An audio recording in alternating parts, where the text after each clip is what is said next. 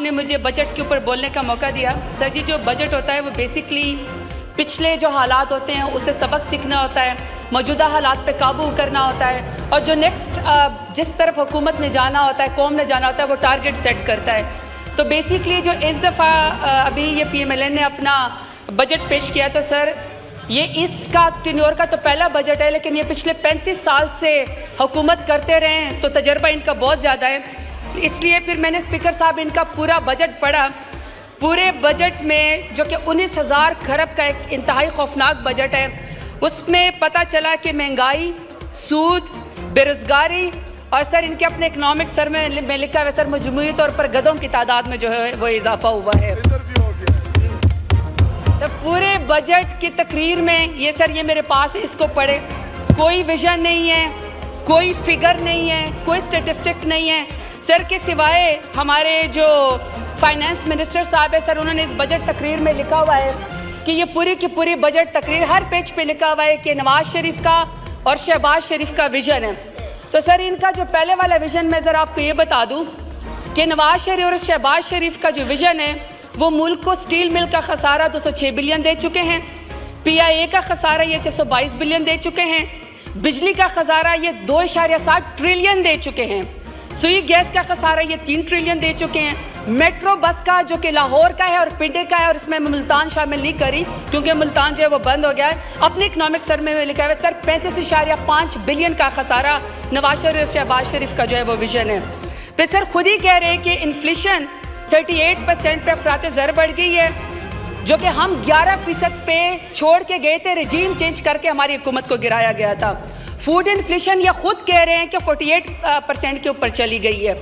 और sir economic growth अभी ये माइनस में है, ये कह रहे हैं कि हम 2.83% करने की कोशिश करेंगे, टारगेट है, और फिर उसके ऊपर ये मजमूई तौर पर मिठाई भी बांटेंगे, बंगड़े भी डालेंगे, जो कि हम जब रिजीम चेंज किया 2022 में सर ये 6.1% के ऊपर इमरान खान छोड़ के गए थे। सर एक्सपोर्ट ये 25 बिलियन पे नीचे लेकर आए, हमने 26% के साथ इजाफा किया था, 36 अरब की हाईएस्ट के ऊपर बिलियन के ऊपर जी हमारी हुकूमत लेकर गई थी। फिर सर रेमिटेंस पे ये 23 बिलियन के ऊपर ये लोग नीचे लेकर आए, हाईएस्ट जो हम लोग ले सर इसको 26.1 बिलियन के ऊपर लेकर गए। सर जैसा कि आपको हमारे एक और MNA साहिबान आपको फरमाया सर, 2,80,000 का मकरूज हर बच्चा, चाहे सर उसके तन पे कपड़े नहीं है, चाहे उसके मुंह में निवाला नहीं है, नवाज शरीफ और शहबाज शरीफ की विजन की वजह से ये मुल्क मकरूज है। सर फिर ये इन्होंने सोचा, हमारे फाइनेंस मिनिस्टर ने, सर ये बजट तकरीर का चैप्टर है जी, पेज नंबर 10 पे सर ये कहते हैं कि मुल्क में सरमायाकारी लेकर आनी है नवाज शरीफ और शहबाज शरीफ के विजन के मुताबिक। सर ज़रा वो चैप्टर पढ़े। वो चैप्टर सरमायाकारी का कहता है कि तमाम असासे बेच दो कोड़ियों के भाव, घर का सामान बेच के नवाज शरीफ और शहबाज शरीफ के विजन के मुताबिक जो ये सामान लेकर आएंगे बेच के। उसमें सर इन्होंने टॉप प्रायोरिटी खुद लिखी है, ये कहते हैं हम PIA को बेच देंगे, हम रोज़वेल्ट होटल को बेच देंगे, हम हाउस बिल्डिंग फाइनेंस कॉरपोरेशन को बेच देंगे, ये फर्स्ट वुमेन बैंक को बेच देंगे, हवाई अड्डों में सर ये इस्लामाबाद इंटरनेशनल एयरपोर्ट को बेच देंगे, कराची एयरपोर्ट को बेच देंगे, तमाम बिजली के कारखाने बेच देंगे। सर जी सर सब कुछ बेचना ही है तो फिर इस ऐवान को भी बेच दें, इसको भी आउटसोर्स कर दें। पहले भी 20-20 करोड़ में यहाँ पे बोलिया जो है वो बकरा मंडी लगा के रिजीम चेंज करा के ज़मीर फरोशी करके पूरे ऐवान को तो वैसे ही बेच दिया था, तो सर इस ऐवान को भी बेच दें अगर बेच के सारा खसारा पूरा करना है। और सर वैसे भी चूंकि फाइनेंस मिनिस्टर भी इम्पोर्टेड है, डिप्टी प्राइम मिनिस्टर और फॉरेन मिनिस्टर भी इम्पोर्टेड है, इंटीरियर मिनिस्टर भी इम्पोर्टेड है, हमारे पासपोर्ट जब्त है, हम मुल्क से बाहर नहीं जा सकते।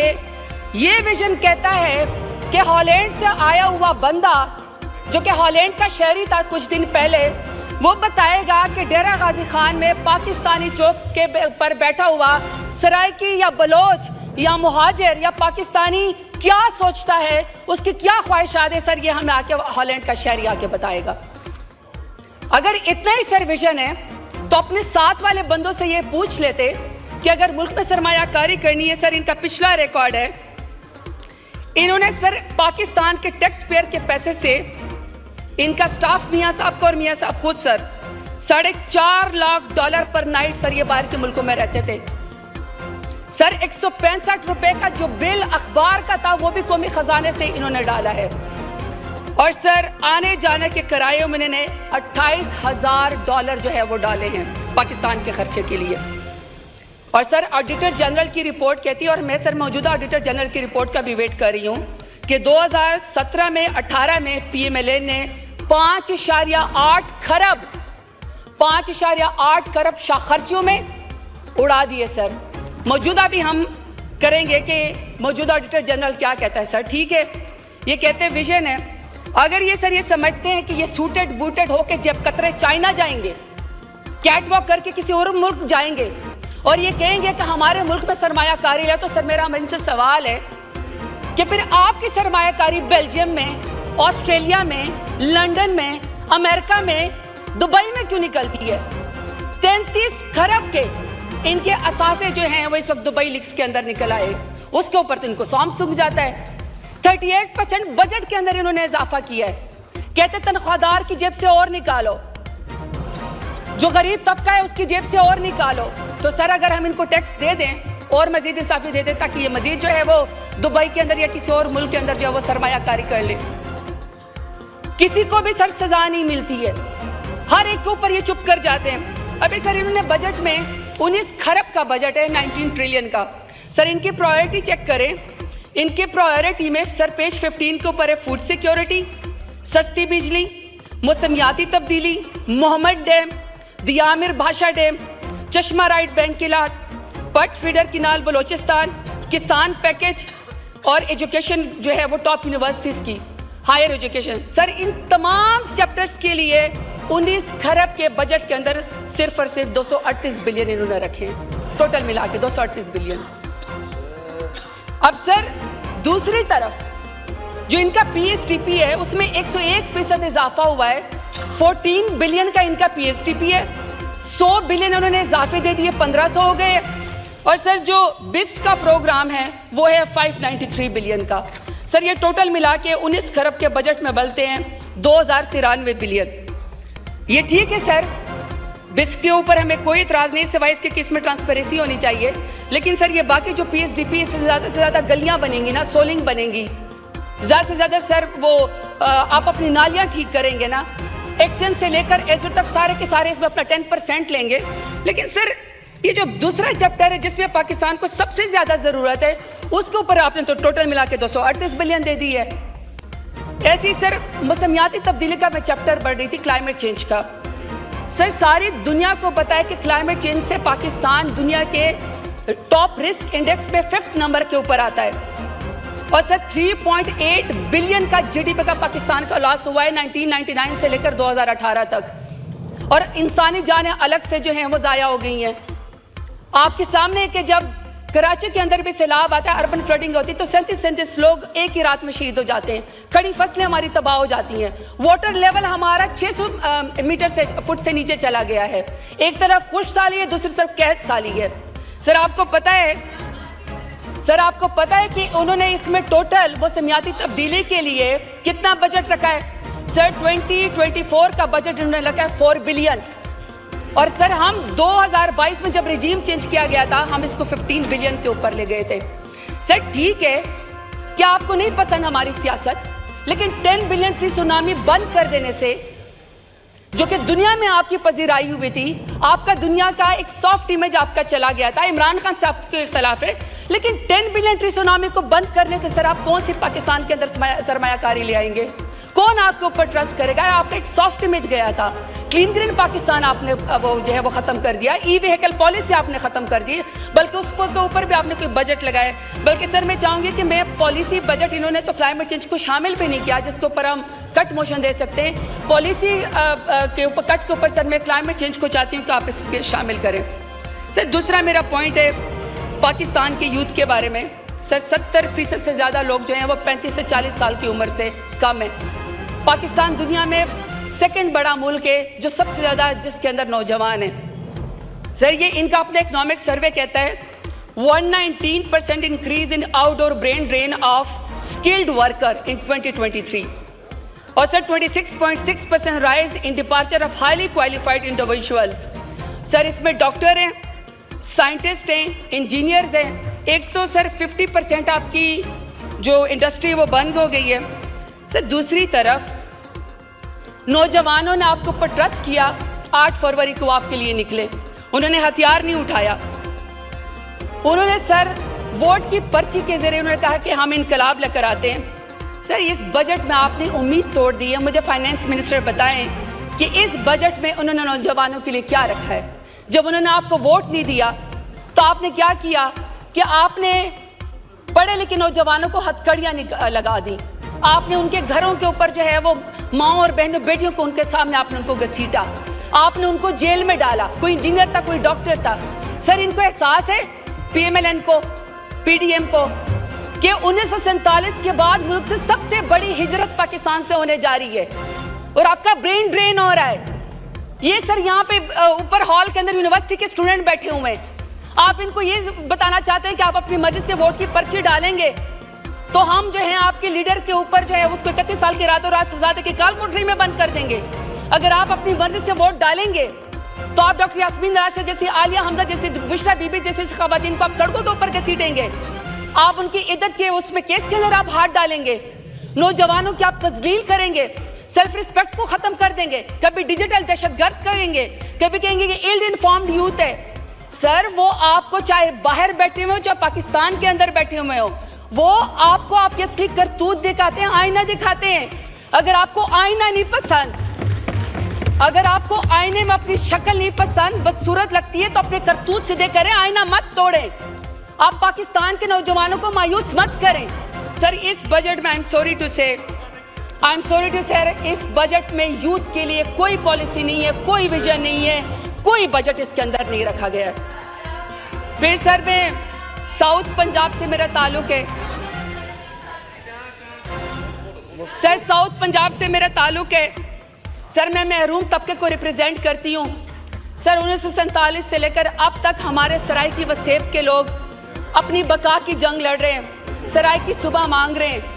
आप तो तख्ते लाहौर को सब कुछ दे देते हैं सर 2 ही पॉइंट से तख्ते लाहौर को सब कुछ दे देते हैं, लेकिन सर मेरे सराय की वसेब में कोई चीज़ सिवाय महरूम में और कुछ नहीं है।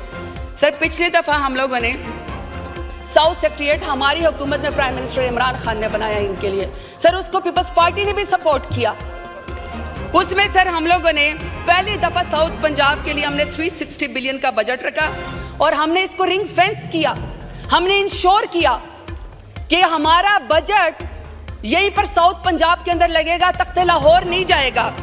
32% सर हमने एम्प्लॉयमेंट का कोटा रखा कि शायद कोई सरायकी, कोई बलोच, कोई महाजिर हमारा किसी नौकरी के अंदर आ जाए।